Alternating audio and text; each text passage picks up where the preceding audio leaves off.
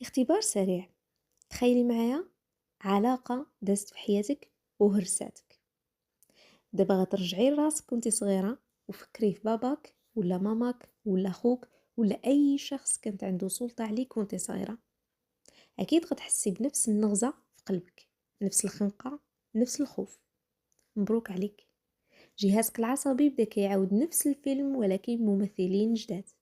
اليوم غنفهمو كيفاش كيتكتب سيناريو كل علاقة كتدخل لحياتنا، وبالتالي غنفهمو كيفاش نبدلو هاد السيناريو. تابعي الفيديو الاخر باش تفهمي الموضوع بعمق.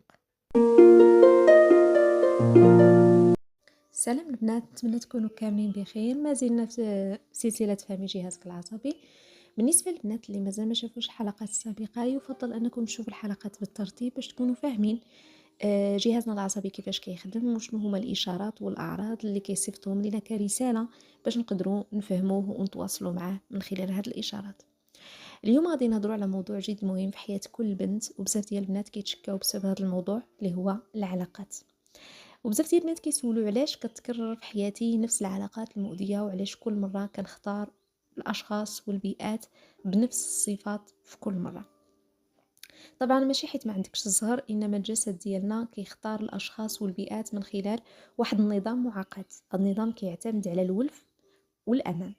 واخا كان هاد الولف والامان كانت على حاجه خايبه، مثلا شي قصه مؤلمه، بالتالي كيتم هذا الاختيار بعمليه عصبيه عميقه، وكيكون تحت مستوى الوعي، يعني باللاوعي ديالك، بمعنى بلا تدخل من الوعي المنطقي، يعني بدون قرار واعي منك انتي.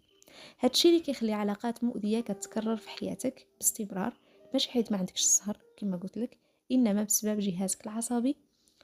فبالتالي اليوم غادي نحاولوا اننا نفهموا كيفاش كيوقع هادشي خطوه بخطوه. قبل ما نهضروا على الاسباب اللي كتخلينا اننا كنكرروا نفس العلاقات في حياتنا، ضروري اننا ننبه البنات ان هذا الموضوع هذا غادي يكون فيه جزئين. الجزء الاول هو ديال اليوم غادي نهضروا على الاسباب اللي كتخلينا كنكرروا نفس العلاقات. الجزء الثاني غادي يكون في الحلقه المقبله، غادي نهضروا على الحلول. الا كان عندك سبب من هاد الاسباب هادو، ولا عندك جوج، ولا عندك كاع هاد الاسباب هادو يعني كتعاني منهم، فعلي الجرس باش يوصلك تنبيه ديال الفيديو اللي غادي نحطوه في الحلقه المقبله، حيت غيكون فيه حلول لهذا المشكل هذا، باش غنبداو نبدلو طريقه اختيارنا للعلاقات اللي غيدخلوا حياتنا.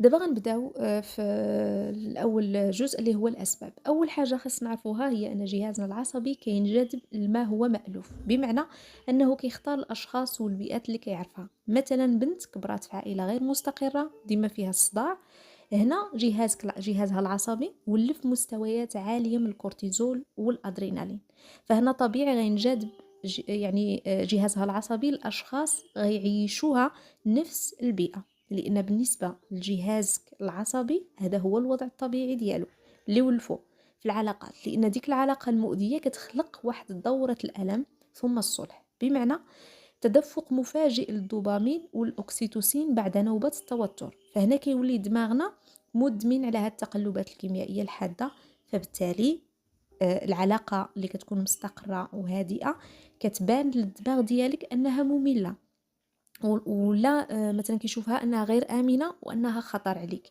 لانها ما فيهاش نفس الشحنه الكيميائيه اللي ولفها، وهي الكورتيزون العالي والادرينالين، وفجاه كيتدفق الدوبامين والاكسيتوسين. اذا هذا السبب الاول. السبب الثاني هو الاكراه على التكرار. في علم النفس كيميل اللاوعي باش يعاود يخلق لنا موقف مشابه لصدمات قديمه، ماشي حبا في الالم، انما محاوله لا واعيه باش يسيطر على الموقف في هذه المره. بمعنى كيخليك تختاري شخص كيعيشك نفس التجربه السابقه في علاقه ولا مع والديك باش توصلي لنتيجه مختلفه هذه المره، حيث القصه القديمه ما تحلاتش. بحال اللي دماغك كيعاود يمثل المشهد القديم مع شخص جديد كيشبه الشخص اللي اداك في الماضي باش تبدلي نهايه القصه وتشفي الجرح القديم.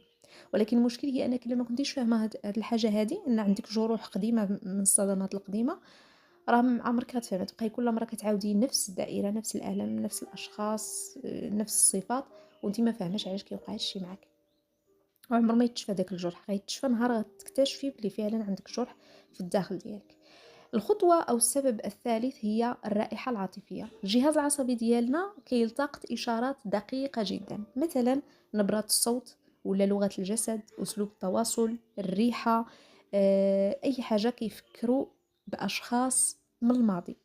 هاد الإشارات هادو شنو كدير؟ كتحفز لينا الاستجابات الكيميائية فورية، كتعطينا إحساس بالارتياح ولا الإعجاب قبل حتى ما يبدا العقل المنطقي يفكر في واش هاد الشخص مناسب ولا لا.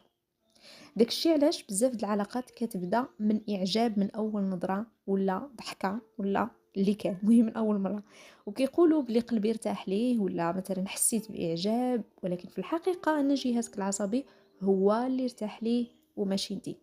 فلذلك في أي علاقة حسيتي بهذا الشعور من البداية، ما تقرريش واش هاد الشخص مناسب ولا ماشي مناسب حتى دوز واحد الفترة طويلة وتأكدي فعلا إلا كان مناسب، حيت غالبا غيكون جهازك العصبي هو اللي ارتاح ليه، وانتي إلا ما كنتيش كتفهمي جهازك العصبي ما غاديش تكوني عارفة شنو هي الحاجة اللي ولفها جهازك العصبي، واش هي الأمان والهدوء ولا الفوضى والخطر والصداع. السبب الرابع هو تعطل رادار الأمان. الإنسان كيمتلك عملية لا واعية كتسمى الإدراك العصبي، وهي اللي مسؤولة على تقييم الشخص الآمن من الشخص الخطر، وهذا الشيء كيتم في أجزاء من الثانية. لكن الصدمات القديمة كما سبق وقلنا في الحلقة السابقة كتأثر لنا على اللوزة الدماغية اللي هي المسؤولة على العواطف والخوف. فاش كيزيد نشاط اللوزة الدماغية كيفقد الشخص القدرة باش يميز بين الأمان والخطر، فهنا كينجذب الأشخاص غير مستقرين. فاللوزة الدماغية عوض أنها تطلق إنذار بالخطر فاش كنتعرفوا على شخص مثلا متلاعب، فهنا جسدك كيفسر ديك نبضات القلب السريعة اللي كتكون ناتجة على الخطر كما عرفنا سابقا وشرحناها، على أنها من أعراض حالة الخطر. لكن هنا الجسد ديالك كيتم تفسيرها على انها اعجاب.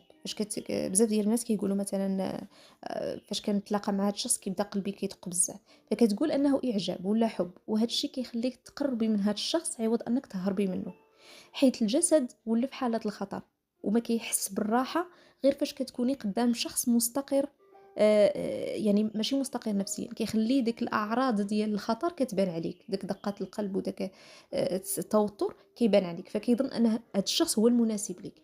وفاش كيكون الشخص مستقر يعني نفسيا وهادي وناضج، ما كيحسش جهازك العصبي بالراحة، فبالعكس كيشوفوا انه حالة خطر.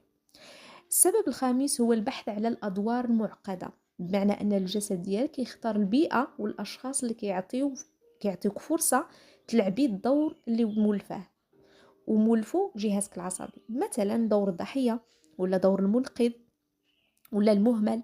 فإلى دورك مثلا ديما هو أنك تهتمي بالآخرين، بمعنى كتلعبي في حياة في حياة الأشخاص اللي في حياتك، مثلا كتلعبي في حياتهم دور المنقذ، ديما انت اللي كتعاوني، انت اللي كتنقذيهم، انت اللي كتساعديهم.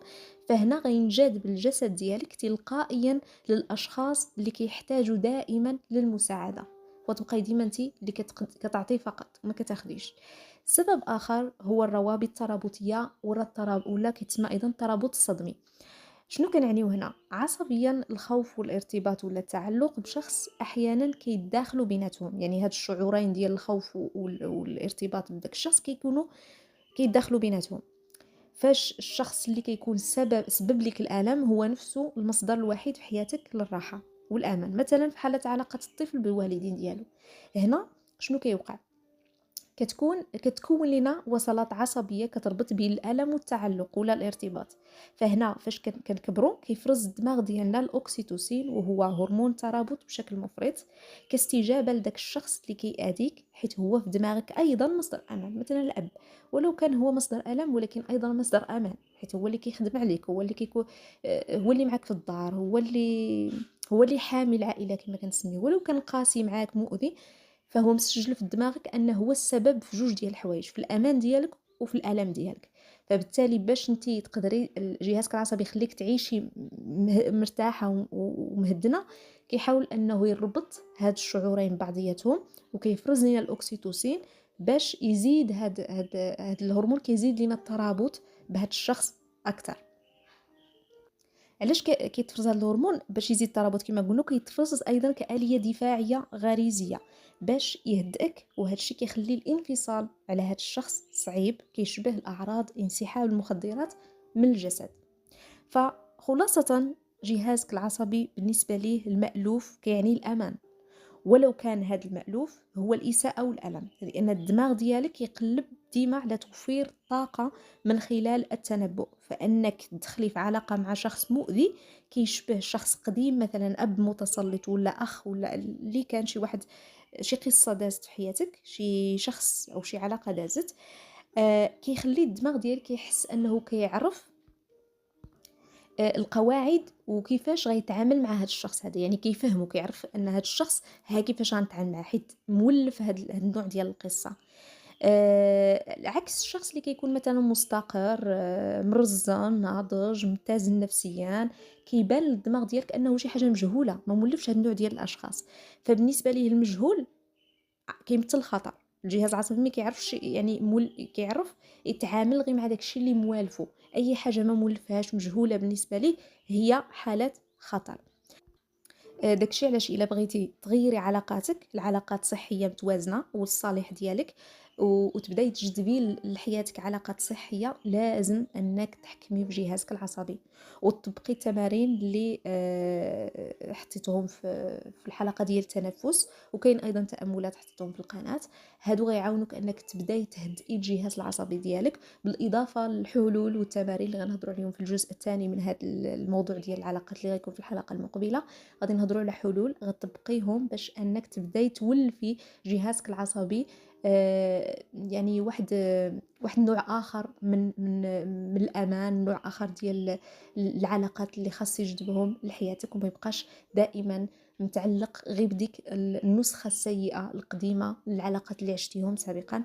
فتبداي تدخلي ليه افكار اخرى باش يبدا يجذب لك الانواع المناسبه والصحيه لحياتك.